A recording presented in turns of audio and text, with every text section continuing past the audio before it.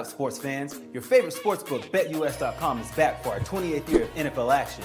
With the industry's biggest sign-up bonus of up to 200%, BetUS offers our members the opportunity to cash in on all your favorite sports, including NFL, NBA, MLB, and more. We've also got hundreds of new casino games, including the coolest new European slots, and our live dealers are waiting for you at the table. Sign up at BetUS.com today to get into the action. BetUS, where the game begins.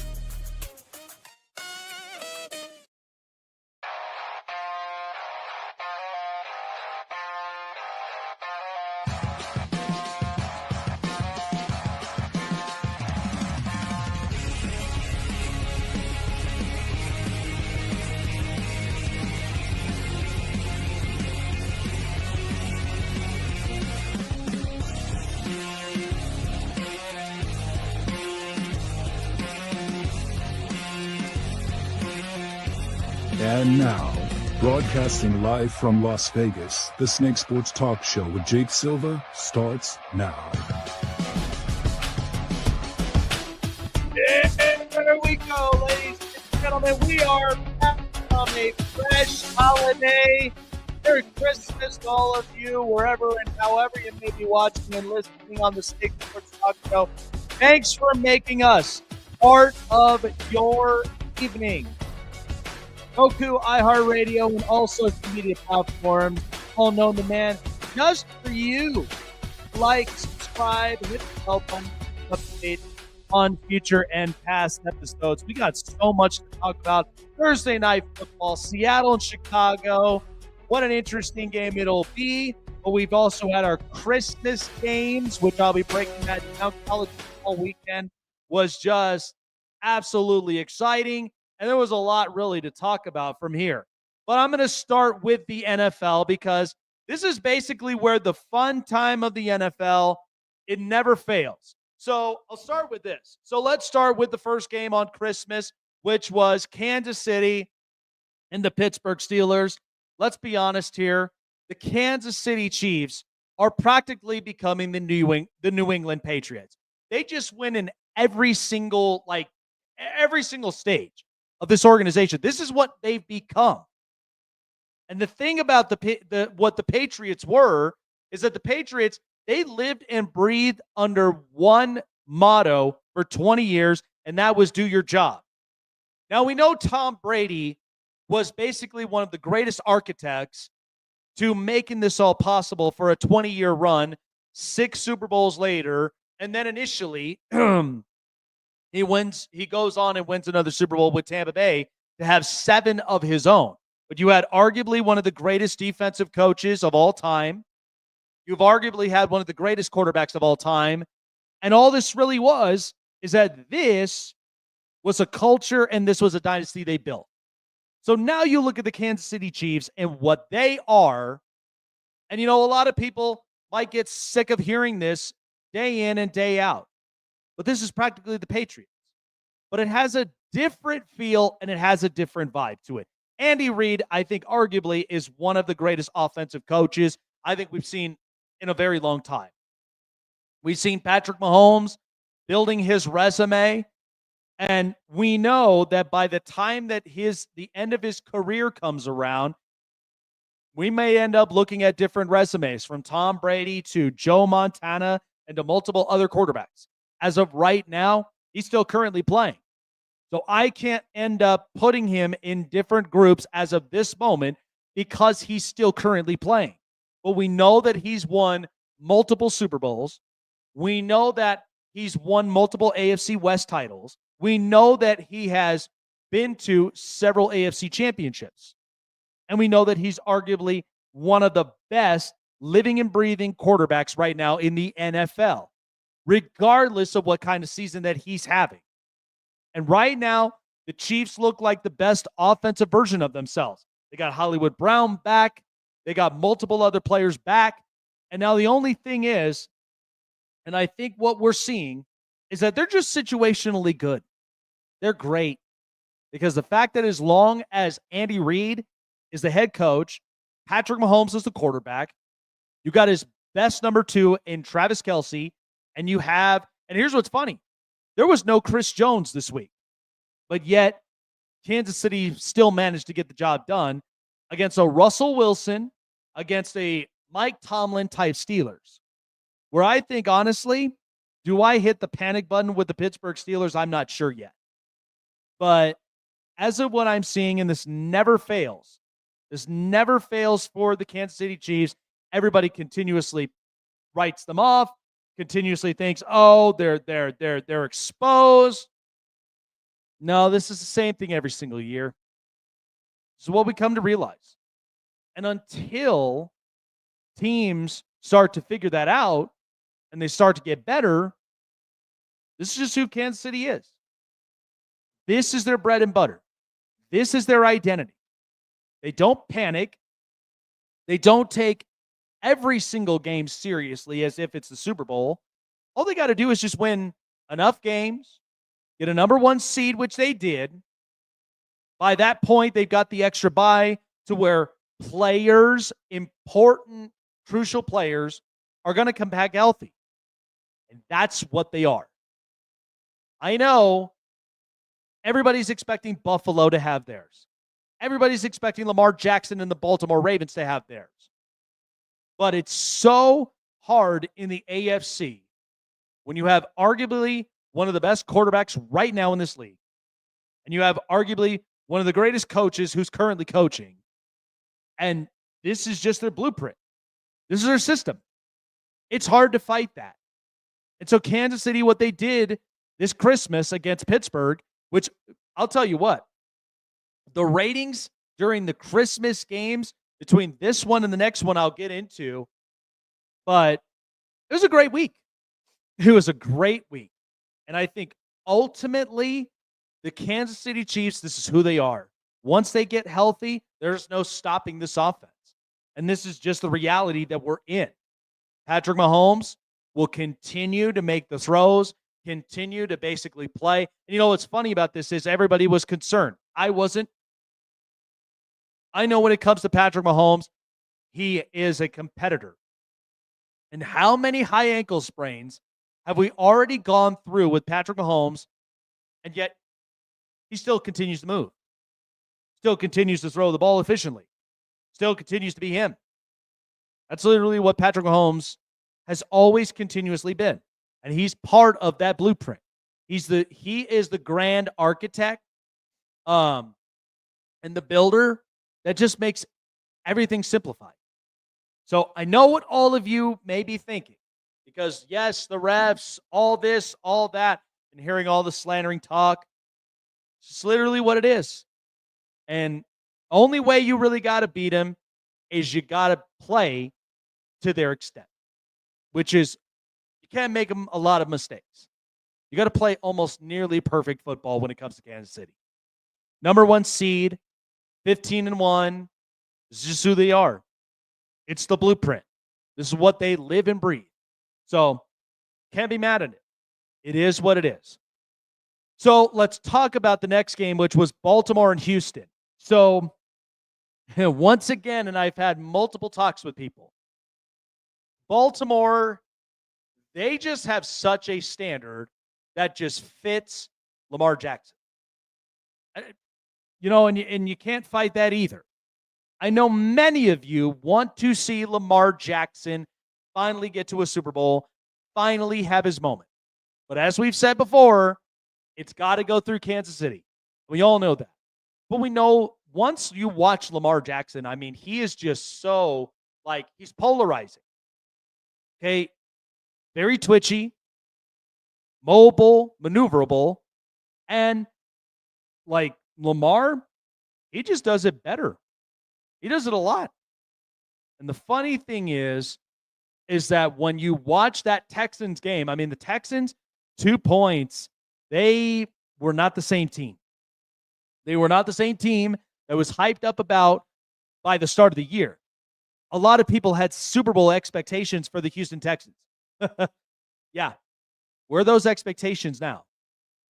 And I know right now they've been tested this year. The offensive line has problems. CJ Stroud is going through a sophomore slump, which is very crucial, and it's real. It happens for a lot of quarterbacks. You don't expect it. But of course, the Houston Texans, the organization's going to have to look back at this and really make the offensive line better. But I love CJ Stroud. And I'm not about to put the narrative, which I know some people were probably ready to do this, to say that Bryce Young is a better quarterback than CJ Stroud in that draft. I'm not about to do that because Carolina is a completely different organization where finally they got rid of one of the pieces, which was Deontay Johnson, and they went and won more games without him than they did with him. And at the same time, Dave Canales, and I think what we're realizing and what we said by the start of the year is he's just the kind of quarterback whisperer. He was like this with Baker Mayfield in Tampa, and now being in Carolina. Let's just see how far that this goes. I think if you give this puppy a couple more years, not give up on the coaching staff and not give up on the GM, maybe Carolina will be a better version of themselves. Now, as far as Houston, I'm not saying this is all smoke and mirrors. I'm not. I think initially with what we need to slow down with is that, yes, there's a lot of great pieces. I mean, Aziz Al-Shahir, you got Danielle Hunter, you have Will Anderson. This was not meant to be a Super Bowl or bust team. Okay? We are now seeing with how the state of the offensive line is. I love Joe Mixon. I love CJ Stroud. I love Tank Dell and lots of these other pieces. But you are starting to see that this team is unraveling. And Baltimore played them like a fiddle. And that's the one thing about Lamar Jackson is they did this last time in the playoffs. Remember when Lamar literally did the same thing? Houston was giving him fits at first, and then Baltimore opened it up. Now, the thing about Baltimore is Baltimore is capable of putting points on every single opponent. But the problem of it is that once you face off against Kansas City, it's different.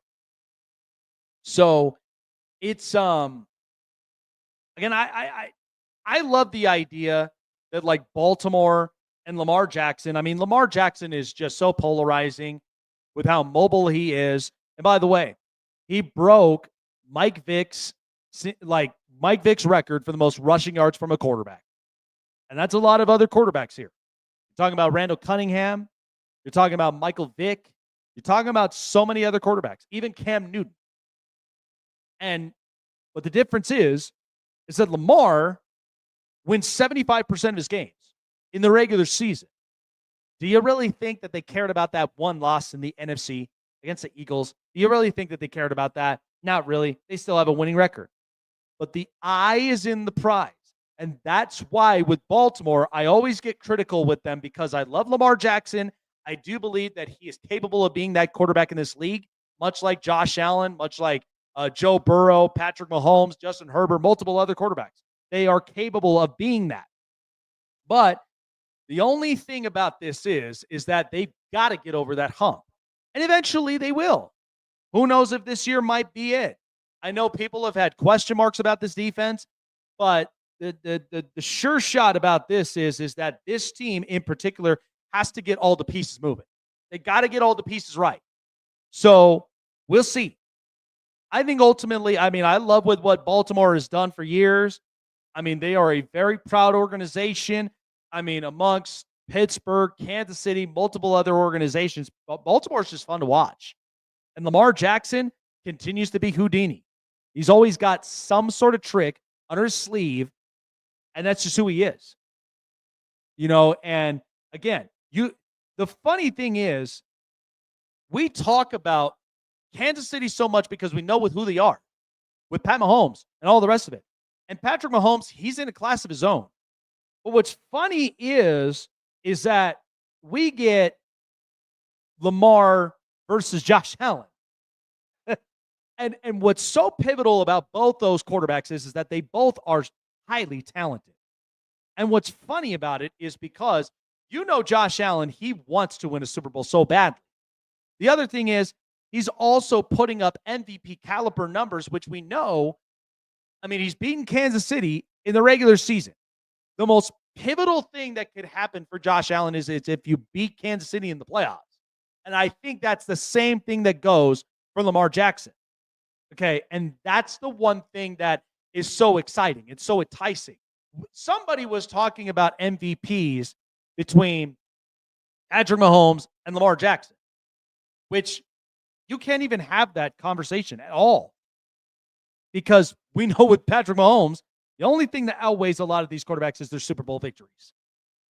That's what outweighs the whole entire conversation. But if you have a Lamar versus Josh Allen, then we have a conversation. That's literally what it is. We had the same conversation last year where people felt like Lamar shouldn't have never won that MVP last year. It should have gone to Josh Allen. And to me personally, we know that Lamar is not a pure pocket thrower. But when he does throw, he's either throwing on the run, he's either throwing within the pocket with the time that he has, but he's not a pure pocket thrower. And I think we all understand that. We know he's twitchy. We know he moves around. We know that he finds other ways to win games. And I think that's solely with who Lamar is. But this year, he's got arguably the best passer rating, the best completion, and I think that's what he's trying to make the case of. It's not only just solely about MVPs, but we know when it comes to the race between Lamar and Josh Allen, they got to beat the best of the best, and that's Kansas City. So, again, it was widely entertaining, but I think we understand with who the Texans are. I'm not saying the Texans are smoke and mirrors, okay? I love a lot of their players that they acquired during the offseason, and it was big Super Bowl or bust for the Houston Texans. Remember the start of that year? Everybody had high hopes and Super Bowl expectations for the Houston Texans.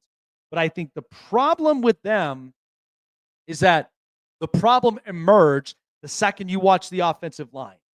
And you're seeing this with other teams that have better offensive lines than the Houston Texans. And that's where I think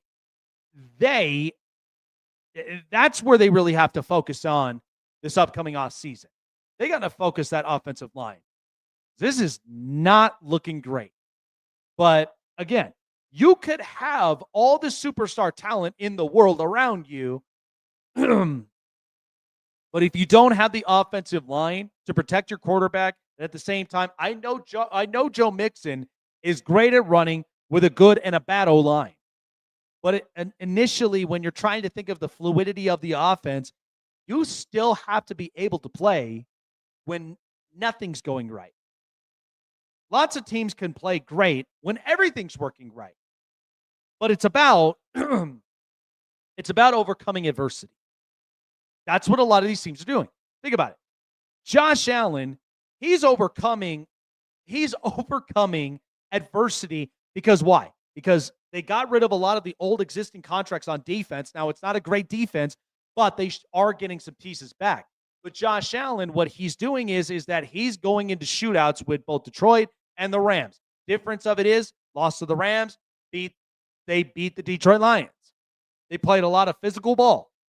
So it is something that's worth talking about, because the expectations to be an NFL quarterback and to really be the most respected team is you not only have to be your best on best days, you also have to be your best at your worst.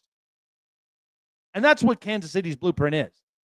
They were without Isaiah Pacheco for a while, and they lost Rashee Rice. They lost Marquise Brown. They lost a bunch of other players, and then they acquired DeAndre Hopkins. They ended up I still think their offensive line with their tackles is I think their tackles is pretty shaky. If you really ask, if you want my honest opinion about it, but they work. At the same time, I still got Kelsey. I still got Noah Gray. I still have all these other options. And Patrick Mahomes and Andy Reid find ways to finagle their way out of certain adversities and situations, and that's why they're just so great at what they do. Not everything can be perfect, which is why, and you know what's funny is, and I'll get into this a little bit more, but this is why, for me personally, I've despised perfection, and the only reason of that is because nobody's perfect. Everybody's bound to make mistakes. Everybody's bound to have a bad day. You don't always have a perfect day. That's just not possible. Okay, but if you have enough of that inside where you can overcome adversity, no matter what the stakes are, good or bad, and you still manage to play your best, that's where the great ones are. So I think with Lamar, I know everybody's been talking about, oh, he needs receivers, he needs this, he needs that. And it's funny because now they got a receiver in Zay Flowers. Okay, Zay's really good. So Lamar does have a receiver. The difference is you still have to be able to play at your best when nothing's going right, when nothing's perfect. Josh Allen, they gave up an entire defense. They gave up Gabe Davis and Stephon Diggs, and yet is working with Amari Cooper, Khalil Shakir, and with Amari and also with Keon Coleman, the rookie. But they finally gave him a run game with James Cook. So you got to think about it. You got to think about it. So, speaking of it, because we know we got a lot of viewers up on here in multiple platforms, but college football, and I've been talking about this, and I've also had some great conversations with people up on the outside. But coming up next, people that preached about make the fairness of college football better. Well, we just watched the first round, and I think this was clearly obvious of what it was going to look like. This was clearly obvious of what it was going to be. You do not want to end up missing with what I have to say about what I felt about the first round of the college football playoffs, because I think it was just obvious about everything and the programs that were playing in that magnitude. There were programs that were built for it and programs that were kind of gun shy. But I'll get a little bit more into that here coming up next. All righty, folks. Well, we know that the season is not quite over. We know, I hope all of you guys had a great Christmas with your family and with your loved ones. We hope you guys got the greatest gifts, of course. Whether that's spending time with family or you guys, like myself, who upgraded the best quality microphone, the best quality clear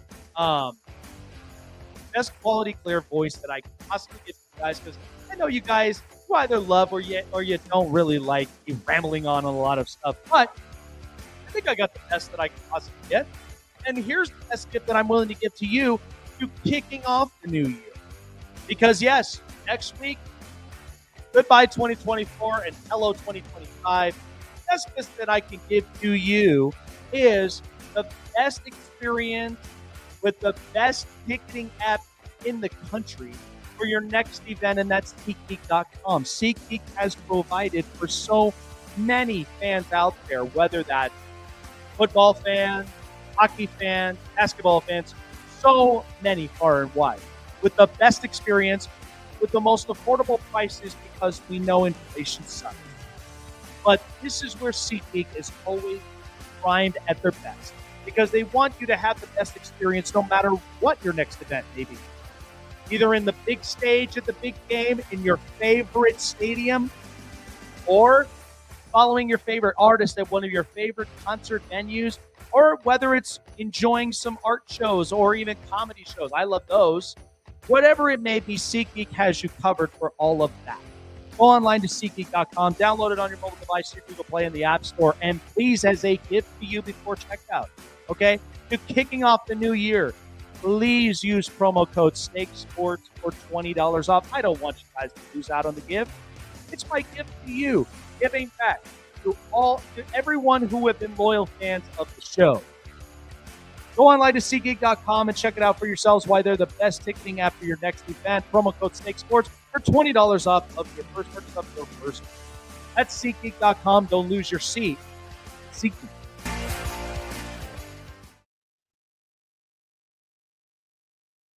Want to find your seat for the event of your choice but can't get one that fits your desire or your budget? Well, my friends, SeatGeek has you covered. SeatGeek is the official sponsor of the Snake Sports Talk Show.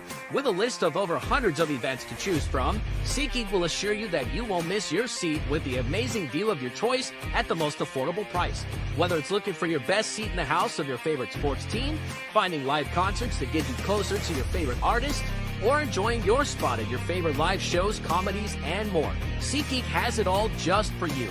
Go online to SeatGeek.com or download the app on your mobile device through Google Play and the App Store. And as a special offer before checkout, use promo code SNAKESPORTS and save yourself $20 off of your purchase of your first ticket and experience why SeatGeek is the most trusted ticketing app for your next event. Remember, that's SeatGeek.com and download the app on your phone with promo code SNAKESPORTS for $20 off and find your seat with SeatGeek.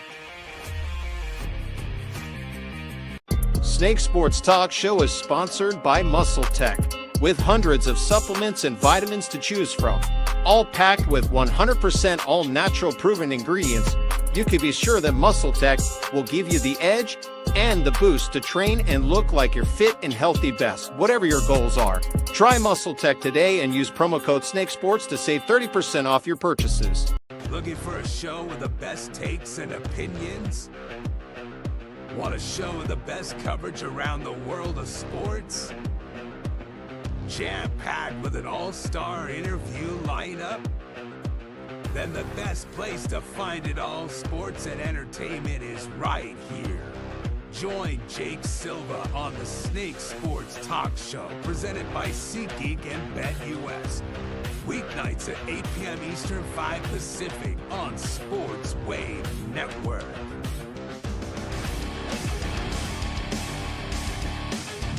So over the weekend, because it was a fun holiday weekend, and I hope all of you guys enjoyed your Christmas as well, you and your family. But I do got to speak my mind upon this for college football. So we had the first round of the playoffs, and now we have the second round of the playoffs, which hopefully and a lot of people, they could say what they want to, whether it was good football, bad football, whatever. But I will say this. So the college football committee agreed to a 12-team playoff, which is what the fans wanted. They wanted more football. They wanted more opportunities for other programs to get into the college football playoff. And you know what? My big thing with the college football playoffs is this was just a test year. Okay, we haven't even gotten into the actual, we only are just getting started from here. So I know what a lot of you may be thinking. Now, I felt like the game that I thought was interesting was Texas and Clemson. Now, Clemson was a little too late because I felt like the defense really did play pretty good. But Texas, clearly, when it came to the talent level, they were better. Okay, Penn State and SMU, let me be honest with you. As I've said before, and I'll say it again, and I know I hurt a lot of people's feelings in the ACC, but you're not the same conference when you end up playing conferences like the Big Ten or the SEC. Sorry to hurt your feelings. But that's facts, and facts don't care about that. Here's what I will say. SMU and Penn State was clearly the obvious team. Now, Indiana and Notre Dame, both of them being in South Bend, Indiana, you knew with where that game was going to go. And Indiana, it's going to take them a little bit of time. But I love what Curt Cignetti has done with a more predominant basketball program than anything else. But Notre Dame and what Marcus Freeman's been able to do is he's put together a defense. Can we really argue with that? They put together a great defense. And Riley Leonard, their quarterback, all he had to do was just make the throws. It may not have been pretty, but he had to make the throws. And when it came to Ohio State and Tennessee, and like I said from the very beginning, is all Tennessee needed to do was apply pressure to Ohio State's quarterback, Will Howard, and not to mention boxing up their dual-headed monster at tailback. And you also know they've got a very good wide receiver in Jeremiah Smith. I hope you knew that. And at the same time, they've got a very good defense. I never understood why people lowballed Ohio State's defense. So in Tennessee, listen, keep your heads up, Tennessee fans, because Nico is a very good quarterback. He's had a very good year. It may not have been the greatest year, but they've got something there. And I love Josh Heupel. Okay? But Tennessee's not quite there yet, and that's okay. But these were obvious. Texas clearly had the better talent. The other thing is, you watch with what Ohio State did to Tennessee, and Penn State did to SMU, and Notre Dame did to Indiana. Okay, and that was just the first round. Now, in my opinion, do I believe that Clemson should have been in there? No. The only reason is because they won the conference championship, so that's the only reason they got in. And the other thing is, you look at SMU, who, granted, I think they were very good this year. But when you look at the talent around you and some of the bigger programs, you really start to see how marginalized that SMU was towards Penn State. Penn State has a very good pass rush. They've also got a very good quarterback in Drew Aller who can make the throws. Plus, they also have one of arguably some of the best tight ends right now in the country in Tyler Warren. That guy's hard to stop. So SMU clearly was outcoached and outmatched. Now you go into this round where now it's going to be neutral sites. Texas, Arizona State, Ohio State, and Oregon for the second go-around now in the playoffs. Penn State and Boise State, Notre Dame and Georgia. People wanted my opinion upon this when it came to the seeding charts. Can I be honest with you here? I don't believe Arizona State and Boise State should be in the same levels as an Oregon, a Penn State, Ohio State, Texas, and a Georgia. That's just my honest 2 cents. But this is where the college football committee is going to look at this very carefully and has to think about the seeding. They really do. They have to think very carefully when it comes to the seeding purposes.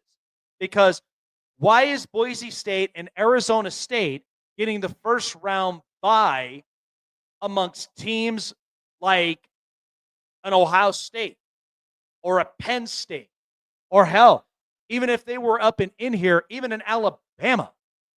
And I'll give it to you furthermore. I love with what Arizona State has done. And listen, I would love to have a very good friend of mine who is clearly playing really, really good on Arizona State's defensive line. I would love to have him back up on the show. I interviewed him when he was in Tatum, Texas. But Arizona State is not at the level of a Texas or Ohio State, a Penn State, a Georgia, and Alabama. And that's the same thing that goes with Boise State. But I will tell you, Boise State has had their moments where they've gone toe-to-toe with Oregon, and it's so fun to watch. It's so fun to watch. But you're going to put Boise State in the same level as a Penn State, an Ohio State, a Georgia, Alabama, who has a track record of winning, a Texas? I mean, you saw this past weekend how marginalized some of these programs became when they faced a lot of the big dogs. I'm sorry to burst your bubble, and I'm sorry that I had to hurt a lot of people's feelings when it came to, well, Jake, come on, man, give him a chance. Give them a chance to prove themselves. Come on, man. You know how marginalized these big programs become when they face a lot of these quote-unquote smaller programs. They are not so small. Stop that. Okay? With NIL money, they shouldn't even be small programs. And you know what? I always have this with a wristband right up in front of me, and it says, nobody cares. Work harder. You know what that means? Just because you have an undefeated season, Florida State, and just because that you basically got in TCU does not mean that you're bigger and better than a lot of these bigger programs who have had a track record of winning national titles, who have had a track record of being competitive in their respective conferences. I'm sorry, but this is what it is. And you know what? The committee listened to the fans, and this is what the fans wanted. This is what we wanted, a 12-team playoff. And you know what that does? And somebody up and in the comments pointed it out. It's more content for us. I freaking love it. But I also have to be America's honesty mind because I want you to see the balance between all of it. It's not about, oh, he's biased towards all these bigger programs. No, that's not how it is. I think arguably, if you really think about it, when it comes to the teams that deserve the buys, it should be the best teams in the country, not this program won their conference, the Mountain West, the Big 12. Come on, man. Let's be honest. Even if you won your conference championships, does that guarantee a ticket to the national title game? Hell no. I love what Arizona State's done. I love it. And they played great. I love their running back. I love their defense. I love parts of their offense.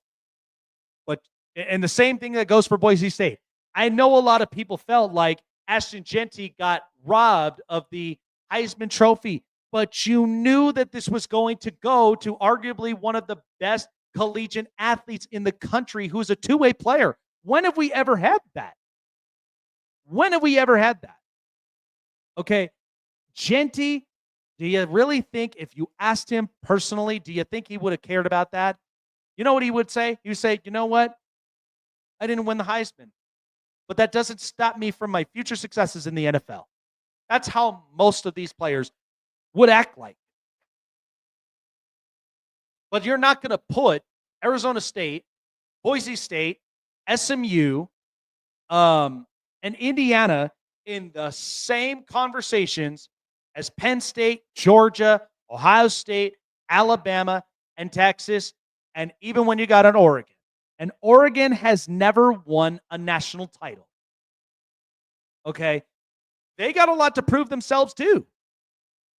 But I'm sorry for, again, I hate to be that honest guy, but this is who I am. I'm not going to lie about it. I'm not going to sugarcoat it. But understand that this is what it is. And this is what fans asked for. They wanted to see more teams play. Now you did.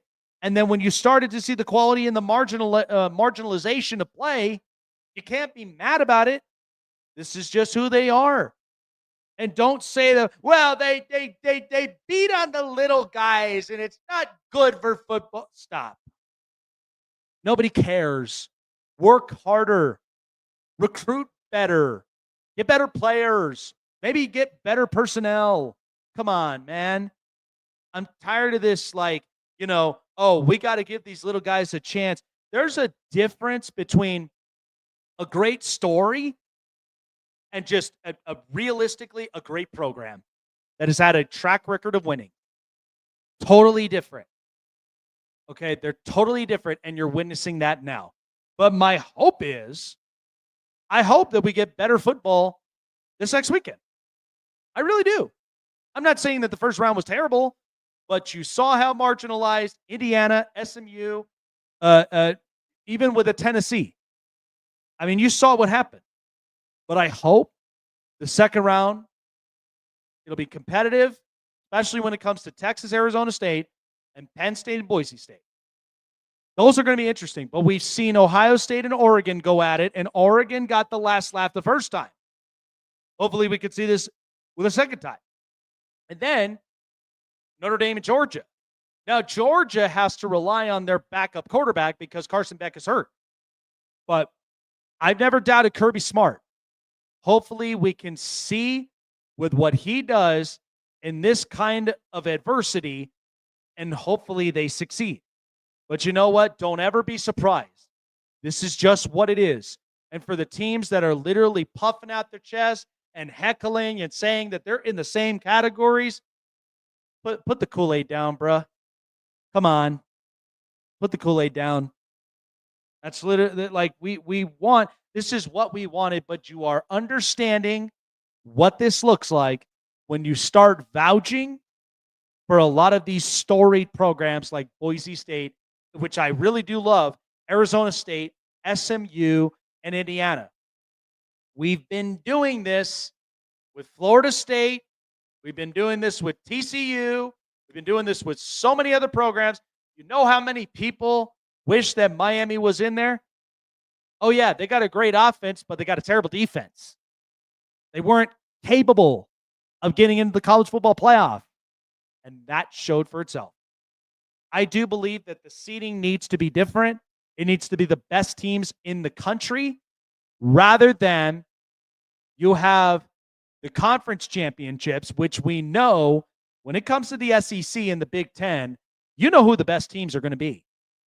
But then you also got to get the second best teams in those conferences that should be in the 3 and 4 spots, not the conference championships of a Mountain West or Big 10, or Big 12. Sorry. But I think they should honestly be in the first round because it's the invitation. I know a lot of you might end up getting pissed. You guys might end up being disappointed, but you're going to love it anyway. When you guys end up watching and you're gluing your eyes to the television, you see what good football looks like. Here we go with the news. This is the hot press. Hate to be, here's the thing. I'm America's honesty mind for a reason. I don't like sugarcoating stuff because I think if you don't get to the root of things, you're never going to see the other side of the entire conversation. So I think that's what's most important. And I think we all have learned something from just that first round of the playoff. I think we really did. So for the Dallas Cowboys, we're going to shift on to the NFL. So Dallas Cowboys, they have agreed to shut down CeeDee Lamb, who is dealing with a shoulder injury. They agreed to shut him down for the remainder of the season. And you know what? Better off, because now he's joining Dak Prescott, Zach Martin, Marcus Lawrence, Trayvon Diggs, and also Marvin Overshown. So it's hard. The Cowboys have dealt with an injury-plagued season, but at the same time, they were going to take a step back. And I think a lot of that is because the second they lost their defensive coordinator and they lost pivotal pieces on defense, and not to mention they didn't even spend as much money this year, this was who we're going to get. So the Dallas Cowboys, they have a lot to think about. The Washington Commanders, this is why I said that this was going to go up for them. They were going to be the second place team in the NFC East because I think Philadelphia, they lost to Washington, which was bound to be a very competitive game in the end of it. But you know with who Philadelphia is. They built a track record of winning. They built a track record of being competitive. And so I love what Washington is. And you know what? It's a lot better, and I think at the end of it, they got a lot of very good quality pieces I like. They found their franchise quarterback in Jaden Daniels, who's only going to get better from here. But I think Washington still needs at least a couple pieces, but they're getting better. So, interesting. But I think the Dallas Cowboys, they got a lot to think about. But I think if they're not spending the money that they should, and I think if they're not addressing the spots that they should, they're going to be in massive trouble. I don't know. This is going to be hard for the Dallas Cowboy fans. But at the same time, like I said, I think you just really got to pull the plug on this season, wipe it away, and see how you can get better for next season. So we had the Christmas games on Netflix. So this is also something, and keep in mind, NBA, I hope you guys are watching and listening to this. So Netflix smashed ridiculous records with the NFL doubleheader on Christmas Day. So Wednesday's doubleheader on Netflix set records for the most streamed NFL games in U.S. history with numbers nearly 5 times more than the NBA. And so the average when the Ravens and the Texans were playing after a 31-2 victory, averaged 24.3 million. And the Kansas City Chiefs winning the number 1 seed and beating the Pittsburgh Steelers 29-10, they averaged 24.1 million. And said there were nearly 65 million U.S. viewers who tuned in for at least 1 minute of one of those 2 games. Whereas the NBA's 5-game slate averaged 5.25 million. Oh my God. And one of the things, and I'll talk a little bit more about that, is because I just think the NBA is dying. It's dying off. And what's funny about it, I initially anticipated, I thought this was going to be Major League Baseball that was going to be dying off because there was a lot of old heads, and at the same time, never willing to adapt and change. At the same time, like, we weren't able to make the rule changes to make it better, make it a little faster. But look at what Rob Manfred's done. And look, I tolerate Rob Manfred as a commissioner, but do I agree with a lot of the ideas that he's had?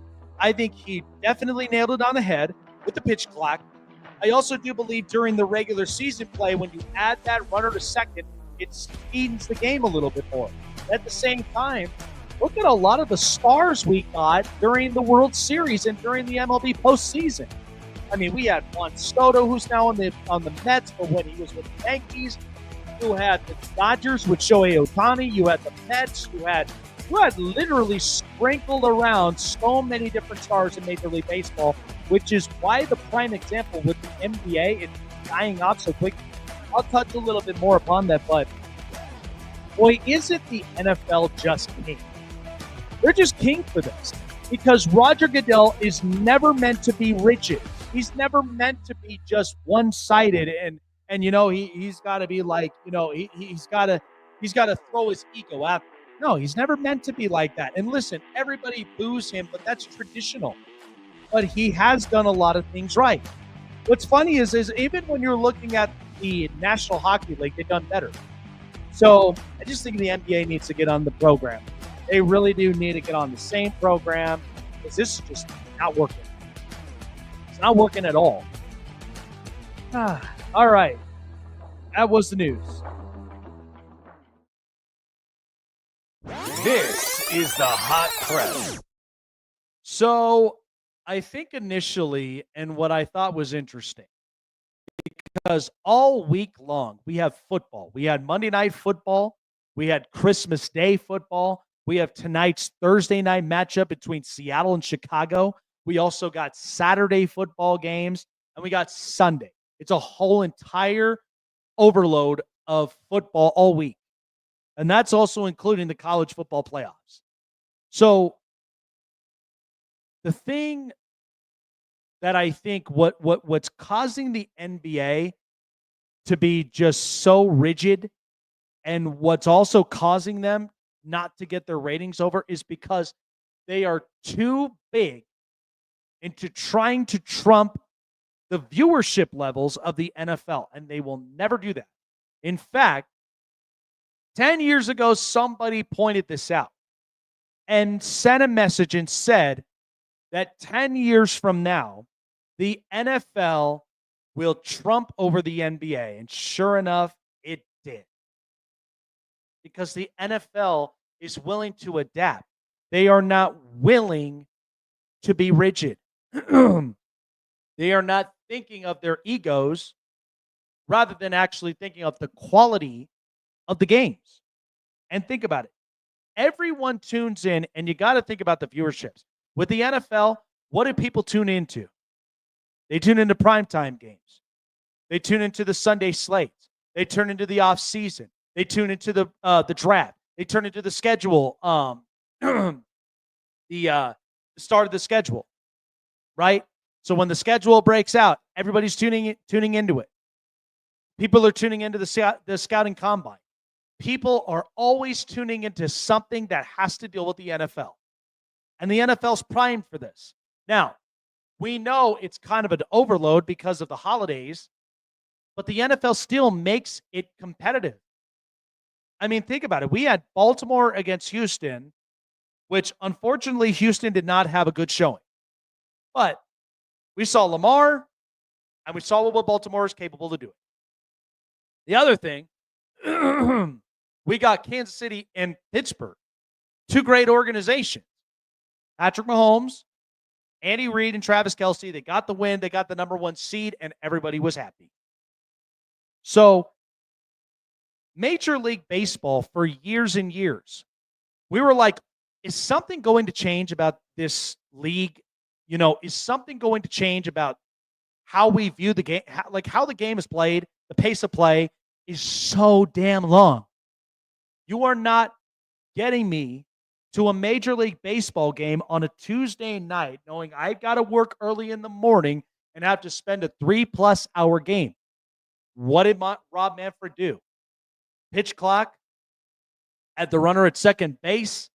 Also, I think the new trend that's also happening, and it's not illegal, by the way, for many of those that feel like, the little guys, they cannot end up spending the money because Yankees and Dodgers, and give me a break. You want to be pissed? Be pissed at your owner.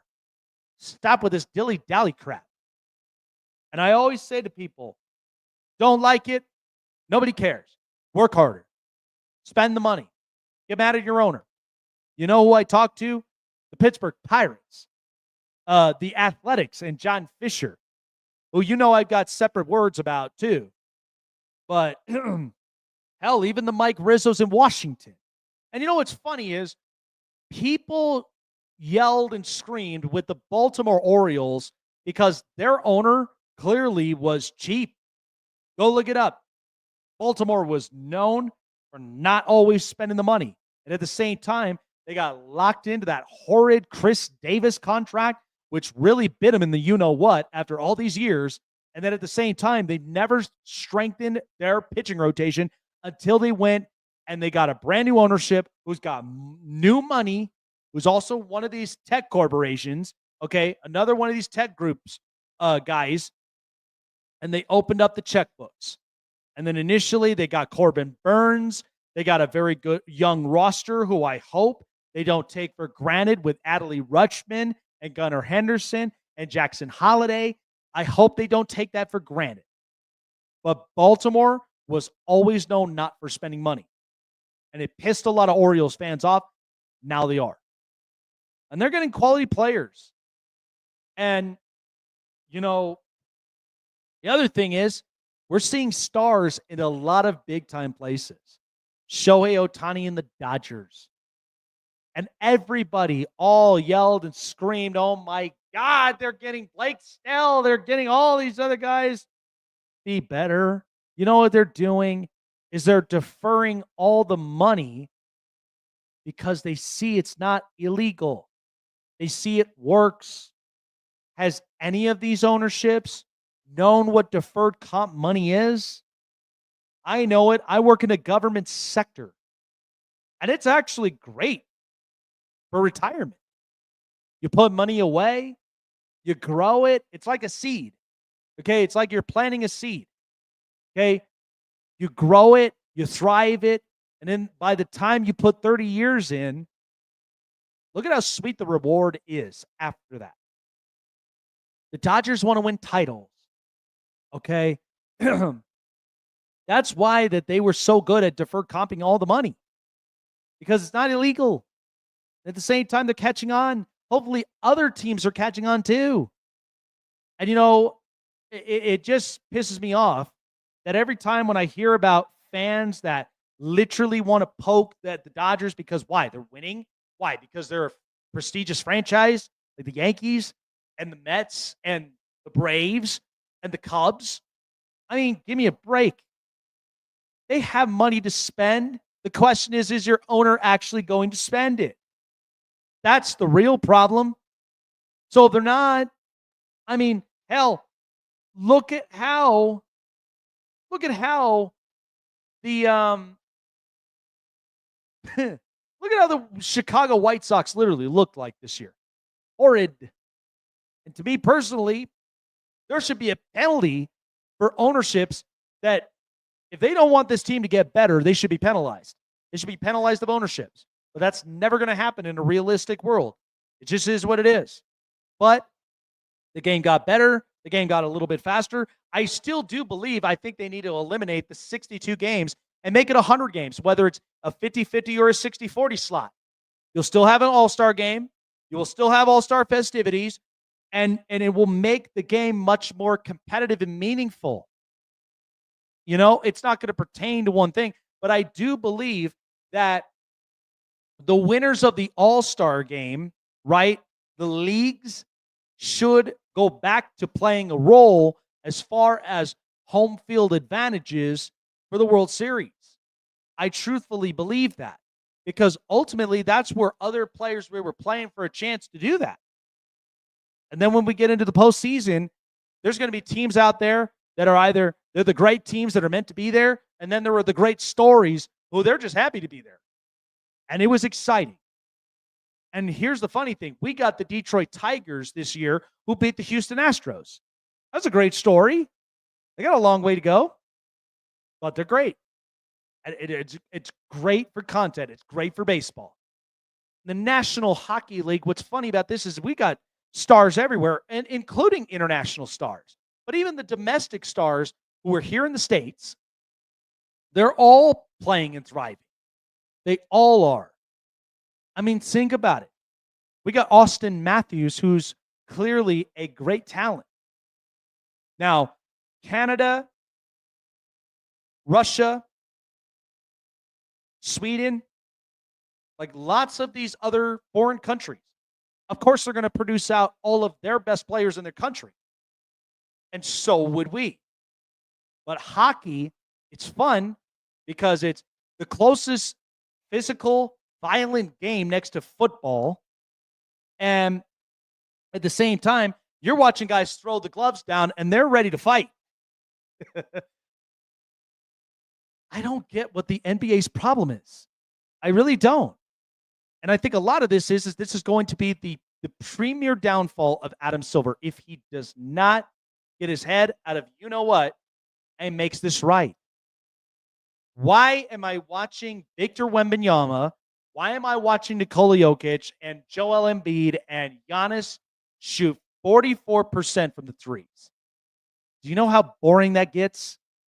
And at the same time, there is no perimeter attacker, barely perimeter defenders, which there still are some that exist, but nobody wants to drive to the basket, let alone have a perimeter attacker that's just attacking the perimeter shots, the ones you should make. And you know what's funny is, and I'm going to say this, is when Kawhi Leonard was 110%, okay, when he was healthy, before the load management, before all that stuff, if you wanted a basket, he'll get it to you. Give me a basket. He'll do that. And at the same time, you got facilitators all the way around, and I know the outlier from here would be Steph Curry because he's changed the game. He changed the way that we looked at the position. But a point guard, in my opinion, when I looked at this, they were the ones who set the tone on the floor. They're the ones who facilitated what was happening all around them. Okay? They passed the ball more often than they shot. And when it came to Steph Curry, he was both a facilitator and he was a shooter. Okay? You cannot recreate or reincarnate some talent like that. It is what it is. But the best thing that you could do is you could have arguably one of the best ball handlers, facilitators on the court, and arguably one of the best passers as a point guard, and you'll still be respected. Maybe we should have more Chris Pauls around. Seriously. But then at the same time, you watch a lot of these shooting guards, and what they're meant to do is that they are meant to attack the perimeter. Or they're meant to stand up on the wing of the arc and give you a bucket, give you a shot. But you also do have specialists like that. I mean, remember when Derek Fisher was a part of that LA Lakers dynasty? All he was just a specialist. He knew how to shoot, and he gave him points, and then they figured out the rest. So, to me, the NBA is dying because they don't want to own up and accept the fact that nobody wants to honestly be overly reliant on shooting. I'm more interested in physicality. I'm more interested in perimeter attacks and perimeter defenses. And I'm all about challenge me, bruh. Score off me. That's what I want my centers to do. I want my centers to give me second chance shots. I want my centers to give me rebounds and be absolute complete walls when it comes to the rim. I also want most of my forwards to not just be three-point shooters.